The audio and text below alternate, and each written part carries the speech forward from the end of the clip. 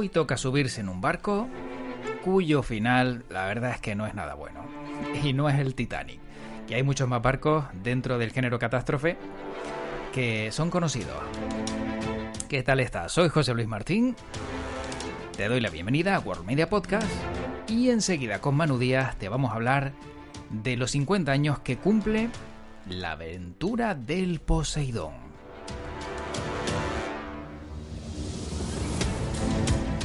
Una película de esas que se convierten en imprescindibles aunque haya pasado tanto tiempo. Es de 1972, pero realmente cuando ves la película y te das cuenta de la cantidad de actores y actrices conocidos y cómo está orquestada la historia, insisto en que merece la pena disfrutar de un clásico como este.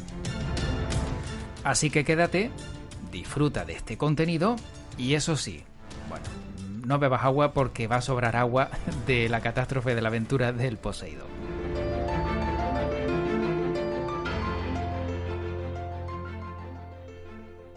Y yo no sé si Manu estaría dispuesto a aventurarse y meterse en el Poseidón y formar parte de algo tan bonito como un lujoso transatlántico, ¿no?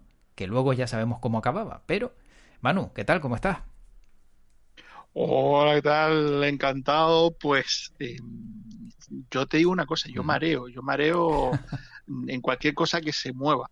Si encima se queda boca abajo, ya es que vamos, suelto hasta la última papilla. Mal Así asunto, ¿no? que no, si yo sí puedo evitarlo, no digo el Poseidón. Cualquier No. cosa que haga tránsito marítimo no se lleva muy bien con mi sistema digestivo. Entonces, tú eres de los que se habría subido al Poseidón estando todavía en el armador, ¿no? Sin todavía botarlo al mar. No, yo sería de los que cuando zarpó le despedía desde abajo. Desde abajo y ya está. Ni siquiera en tierra te subes Sí, al sí, barco, ¿no? Porque a lo sí. mejor ¿Tú sí, no sé si te acuerdas de los Ujú, créditos del Titanic que se veía esa imagen envejecida que era el Titanic zarpando y ujú. todo el mundo saludando desde Sí, abajo? sí. Pues yo estaba en el muelle saludando. Tú Yo estabas no, no, ahí y ya está, ¿no? Está claro, está claro. Oye, que hay personas que incluso se marean en los barcos, que los barcos estando varados, o sea, barcos como el de Chanquete, por ejemplo, ¿no? Que lo tenía sostenido por 4 palos y que no estaba en el mar. Hay personas que se marean por el olor del barco, por el motor, por lo que gira en torno a todo eso, que a lo mejor les recuerda a un barco que, pues, que tienen ese triste recuerdo y no les gusta montarse. Yo no sé si es tu caso, pero conozco personas que ni siquiera en seco se suben a un barco. Hombre, marearme no lo sé, Ujú, pero sí es verdad que la memoria olfativa ujú, juega malas pasadas. claro. Bueno, pues ya sabemos que Manu no se subiría al Poseidón y, hombre, tendríamos que trasladarnos pues 50 años atrás para aventurarnos o meternos en esta aventura del Poseidón, la original, ¿no? La primera y una película con mucho recorrido.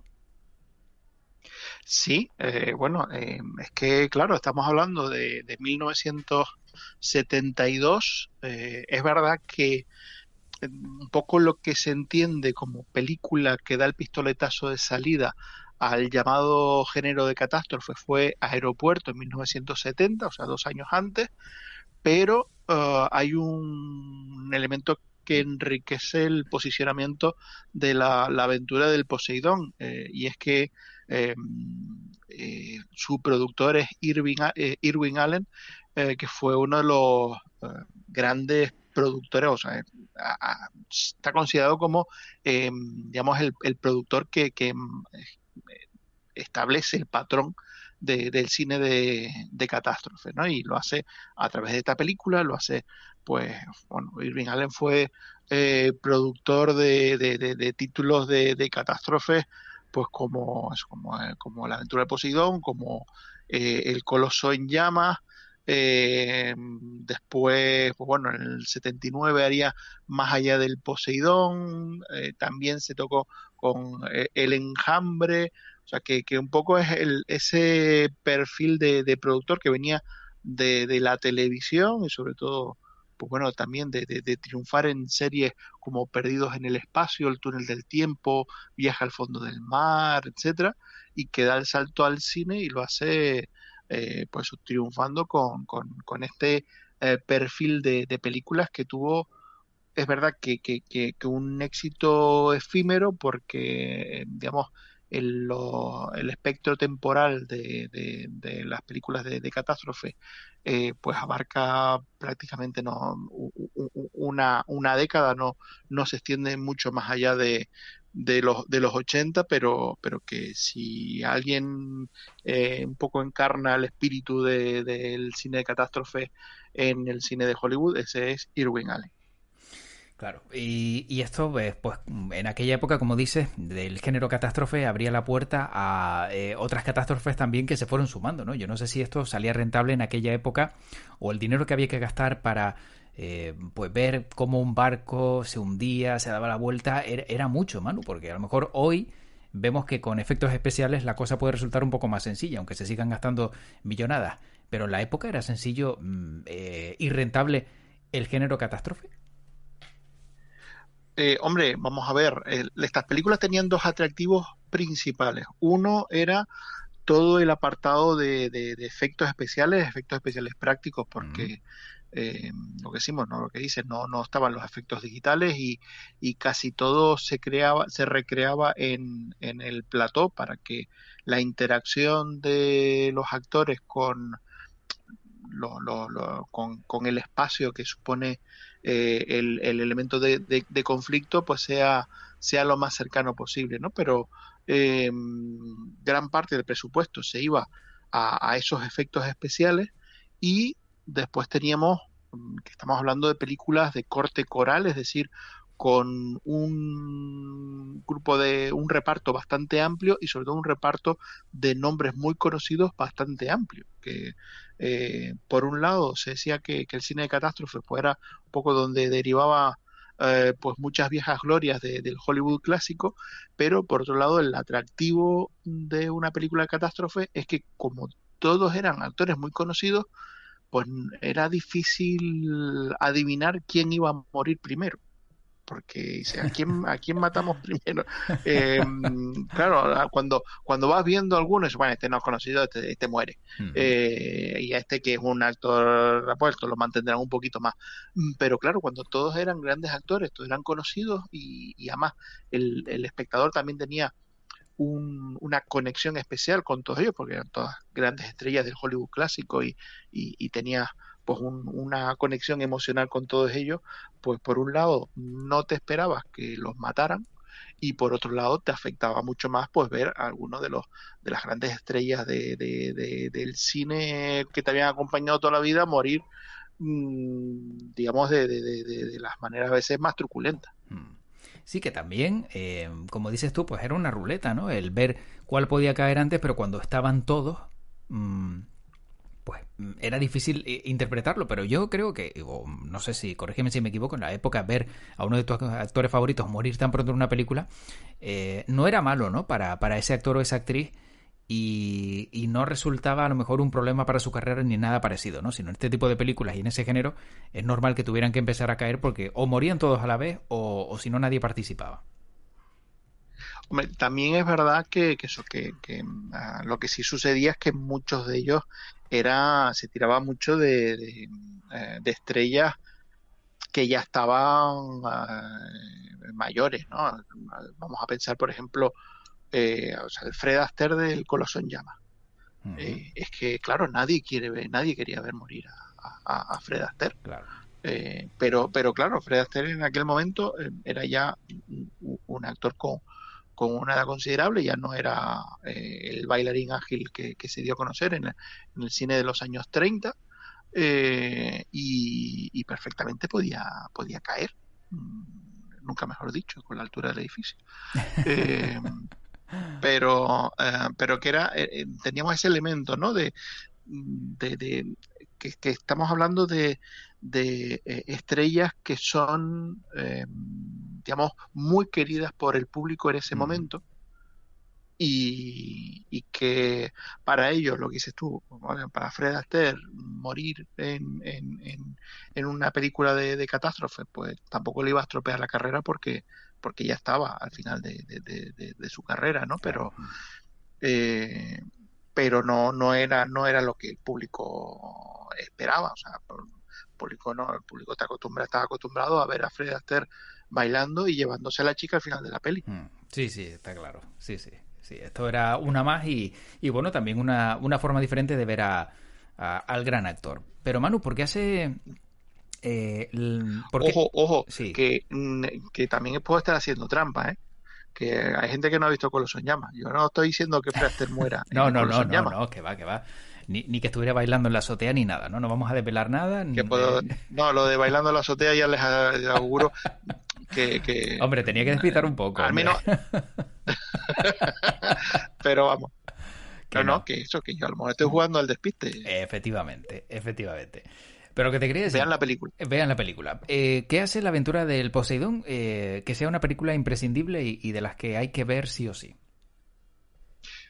Pues por un lado, porque en su momento fue todo un logro en lo que se refiere a efectos especiales. Es que vamos a recordar un poco cómo fue la trama.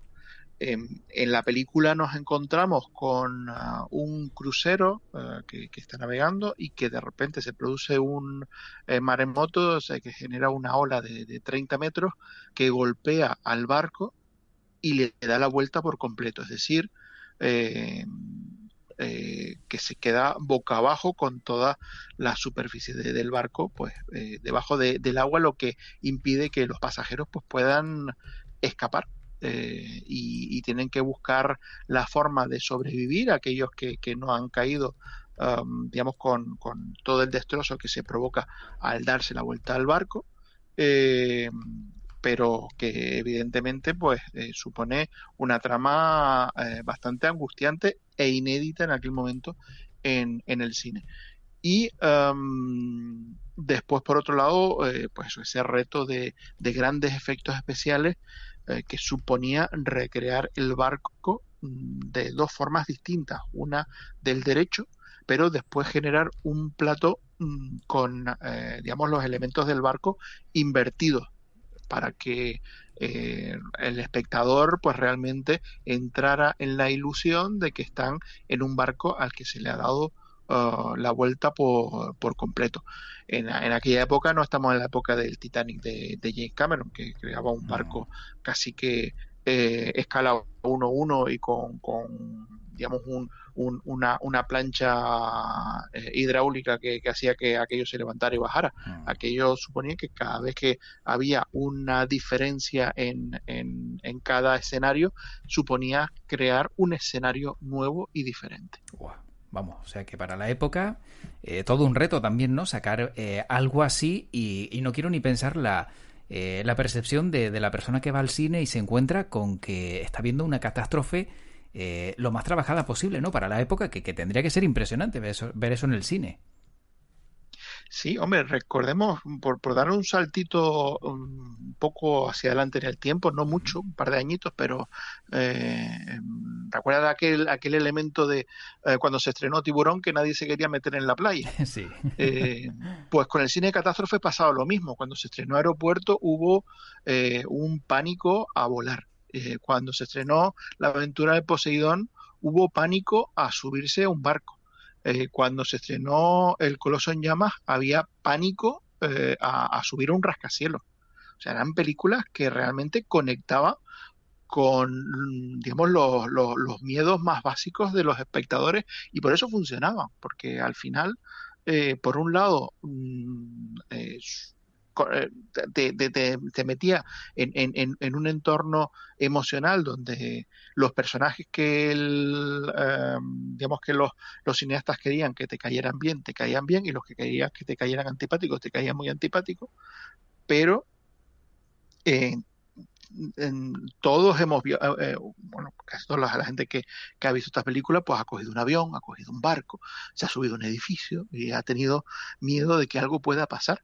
Entonces, estas películas lo que hacían es que cogían ese miedo psicológico, ese elemento psicológico que tenemos metidos dentro y te lo lanzaban en pantalla. Mm. Y, y evidentemente no es como, porque, bueno, nos pueden dar miedo los vampiros, pero bueno, Sí, Digamos, de ahí pero a que pillar te dé uno, miedo, a que un claro. vampiro, efectivamente, pero claro, que estés en un barco y el barco se hunda, pues eso entra más dentro de las posibilidades de que te puede tocar vivirlo. Sí, sí, claro. Y entonces poco favor, ¿no? En la época a, pues, a todos aquellos que se dedicaban al cine de catástrofes y como dices tú, pues un aeropuerto, un rascacielos, un barco, todo eso al final iba restando a lo mejor pues oportunidades, ¿no? Para todas esas empresas que veían que con esas grandes catástrofes el espectador cogía miedo. Sí, pero bueno, es que claro, es que eran películas que tenían un grandísimo éxito en taquilla. O sea, ahí hemos pasado desde terremotos, derrumbes, todo tipo de desastres naturales, meteoritos, incendios, volcanes, plagas de insectos, o sea, todo tipo de variantes ha pasado ah, por el cine de catástrofe. Y ya si encima lo vamos a conectar con el género fantástico, pues más aún, ¿no? Si ya metemos monstruos de por medio, metemos un Godzilla que viene y te destroza toda la ciudad. Al fin y al cabo, eso es cine de catástrofes también. eh, Porque nosotros vemos al bicho paseándose por la ciudad, pero el pobre hombre que está metido en un edificio viene Godzilla y pisa el edificio, pues Claro. para él es catástrofe, para él es que el edificio que se derrumba. Sí, sí, sí. Eh, entonces, pues claro, son películas que proliferaron mucho.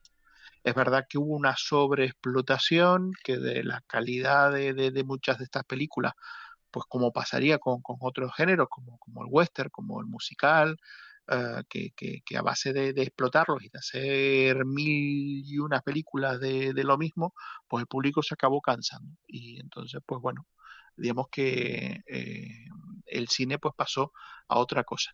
Pero la década de los 70, una de las cosas por las que se caracteriza cinematográficamente, y yo creo que eso es inapelable, es por el cine de catástrofe.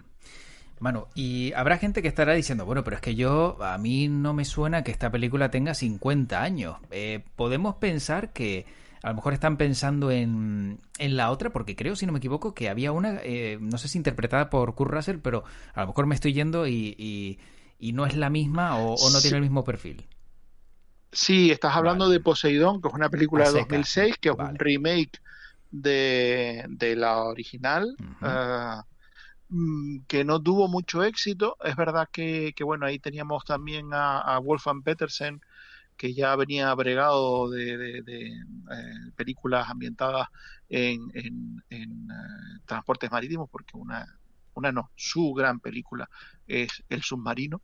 Ujú. Eh, pero y que aquí, aunque se tiró de efectos digitales, también Wolfgang Petersen pues mantuvo muchos elementos prácticos en la película, ¿no? Pero bueno, aquí yo abogo por ir al original, que 50 años no son nada y que para mí me parece una Ujú. película muy superior al remake de 2006. O sea que sin duda entonces si la vemos, aunque notemos lógicamente no la diferencia con las películas a día de hoy por los efectos, sigue teniendo ese gancho y sigue siendo una película que llega, ¿no? Sí, hombre, vamos a ver, evidentemente los efectos de la época se notan, lo que en su momento pues eran decorados y más o menos pues daban el pego en 1972. Es verdad que 50 años después no tiene, digamos, la misma verosimilitud, Ujú. pero la película está muy bien rodada, funciona muy bien, tiene un ritmo espectacular, tiene un reparto de actores. Tenemos a Gene Hackman como principal protagonista, tenemos a Ernest Borgnine, tenemos a Shelley Winters, tenemos a Roddy McDowall. O sea, tiene un reparto de actores francamente espectacular, y actores que realmente, pues la verdad es que verlos en pantalla pues engancha. O sea que Mm. yo no descartaría la película por ser una película que tiene 50 años y por pensar que bueno, que 50 años una película de efectos especiales, pues los efectos van a cantar mucho y no va a aburrir. Mm. Todo lo contrario, yo creo que sigue siendo una película muy efectiva y una película que desde luego verla en casa es todo un disfrute. Y bueno, y ya por seguir sumando, es verdad que la que cumple 50 años es La aventura del Poseidón, pero para mí El Coloso en Llamas no solo es la obra maestra del cine catástrofe, sino que es una de las grandes películas de la historia del cine. Así que si tienen ocasión de verla y no la han visto, póngansela, son casi 3 horitas, o sea, lo que dura una película Marvel, y para Mm. mí mucho más intensa y mucho más atractiva. Sí, y te mantiene, ¿eh? Te mantiene en tensión, que durante 3 horas. Eso es muy difícil. A día de hoy me atreveré a decir hasta casi imposible. O no las 3 horas, pero mientras se va creando la trama de ahí en adelante, cuando ya empieza todo ya a agitarse, la recuerdo perfectamente y es verdad. Y fíjate, Manu, que no me venía a la cabeza ahora que eran 3 horas. O sea que hasta se te pasa rápido si te metes bien dentro de la película y no estás atento a otras distracciones. Efectivamente, además, eso, una pareja de actores protagonistas, Ujú. Paul Newman y Steve McQueen, Brutales. absolutamente memorables, y sería como hoy en día poner a Brad Pitt y a Tom Cruise juntos, que ya estuvieron en entrevista con el vampiro, pero es verdad que ya Brad Pitt no quiere volver a trabajar con Tom Cruise, pero sería eso, coger a dos de los grandes referentes cinematográficos del momento, ponerlos juntos y que se repartan, digamos, la película a golpe de carisma. Bueno, y con Fred Astaire que no vamos a contar que si le pasa algo no le pasa nada y ya está. Que sobrevive, que sobrevive. Muy bien. Bueno, Manu, como anécdota de la aventura del Poseidón, yo tengo por aquí una curiosidad y es que Sally Winter tuvo que engordar 35 libras, lo que viene siendo casi 16 kilos, 15 kilos, 800 gramos para el papel de Belle Rosen.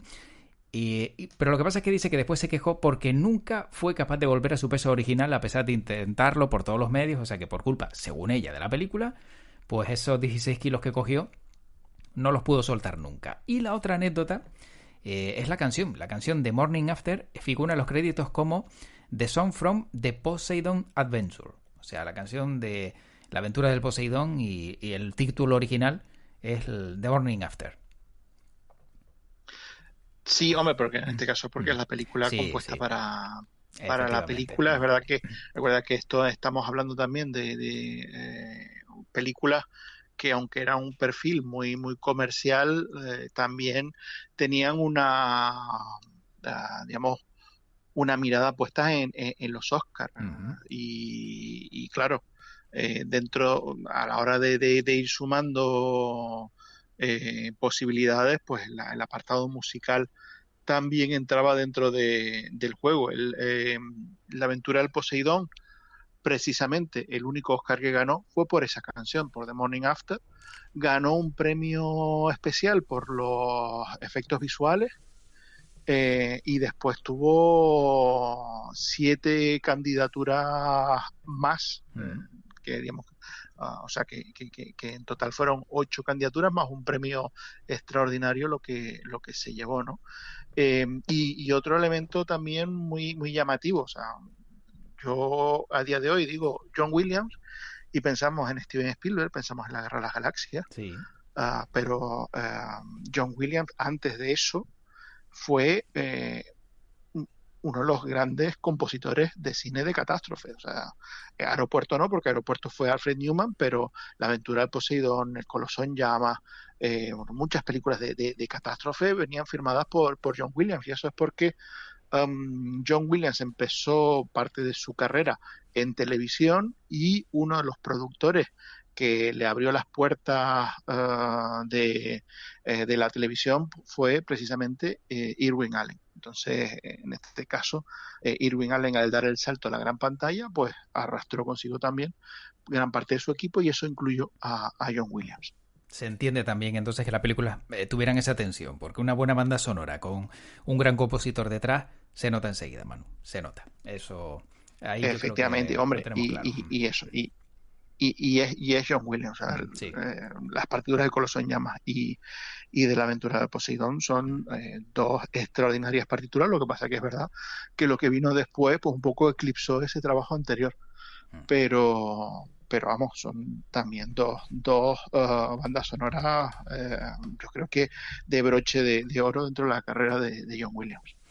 Bueno, pues que quede claro que ni Manu Díaz ni yo tenemos 50 o 52 años para recomendar, o muchos más, estas películas, sino que nos gusta el buen cine, y de ahí que tanto el Coloso en Llamas como has dicho Manu, la aventura del Poseidón son imprescindibles. Así que hay que dar esa recomendación. Y Manu, pues la próxima vez seguramente hablaremos de otro aniversario, porque los grandes clásicos siguen cumpliendo años y nosotros encantados de poder también traer esas películas de antaño a día de hoy y recordarlas.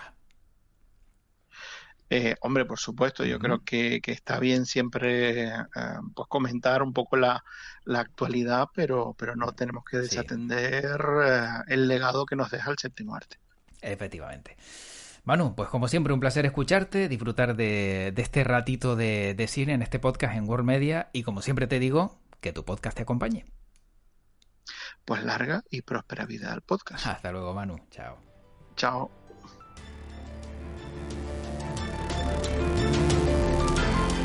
Pues como has podido comprobar, de clásicos ha ido la cosa, no solo de la aventura del Poseidón, sino también el Coloso en Llamas, y si nos dejan, pues seguro sacamos alguna peliculita más de esas que son muy necesarias ver o recuperar de la Filmoteca. Como siempre, un placer haberte acompañado en este ratito del podcast. Recuerda que puedes encontrar todo esto en worldmedia.es, Twitch, podcast, en YouTube todos los vídeos y mucho más. En TikTok, estamos en todos lados. O sea que solo es buscar un poco World Media Spain, en Twitter, en Instagram, y ahí nos encuentras y puedes encontrar todo lo que se te ofrece para que puedas estar entretenido o entretenida en ese huequito que tienes de tiempo libre. Te deseo lo mejor y como siempre, ya sabes que me gusta también desearte que tu podcast te acompañe. Hasta un próximo capítulo.